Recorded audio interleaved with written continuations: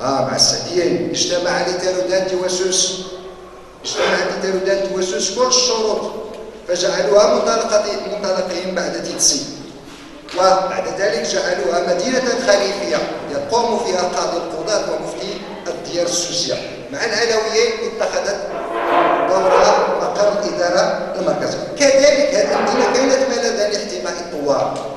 رابعا كانت منطلقة وقاعدة خلفية جيوش المقاومات وليس المقاومة. فهنا معركة أكادير 1541 فهي كانت بمثابة إيذان بالقضاء على الاستعمار البرتغالي في سواحل المغرب، ماشي هي معركة واد المخازن اللي هي حاسمة.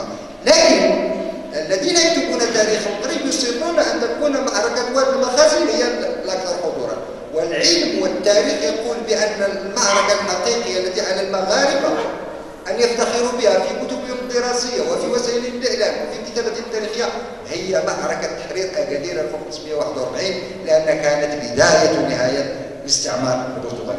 أما نصيب أحمد العراج ومحمد الشيخ السدير غير ذلك. أما كان الاستعمار الفرنسي فالذاكرة لم تستنطق بعد. لا بد أن تنصف هذه المدينة تاريخيا. هذا الشيء كله دابا الله يخليكم شفتوا بانه داروا المغرب والمغاربه، ما تسكيسي صح شنو بدات فيه داروا في هذا الشيء كله؟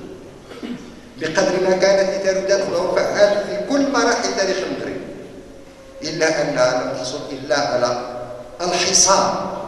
كانت الحصار صفه لازمت مدينه دارودان عبر التاريخ، فكان الصمود هو ديدان دارودان. عجيب كيفكرني هذا الشيء بشكل كاريكاتوري اللي نشرحوا لها بسرعه، بحال هذا الشيء اللي وقع لنا في الزلزال في شهر تشرين. الناس الازمه ديال الناس ديال جبل در في عز الازمه يصمت، وهذه من شخصيات المغربي انه في الازمه يصمت وفي صمته صمود حتى تمر هذه الازمه. قلت بان الحصار كان صفه لازمه لمدينه تارودان عبر التاريخ، فكان الصمود هو ديدان تارودان، وكانني بها تؤدي ضريبه ما.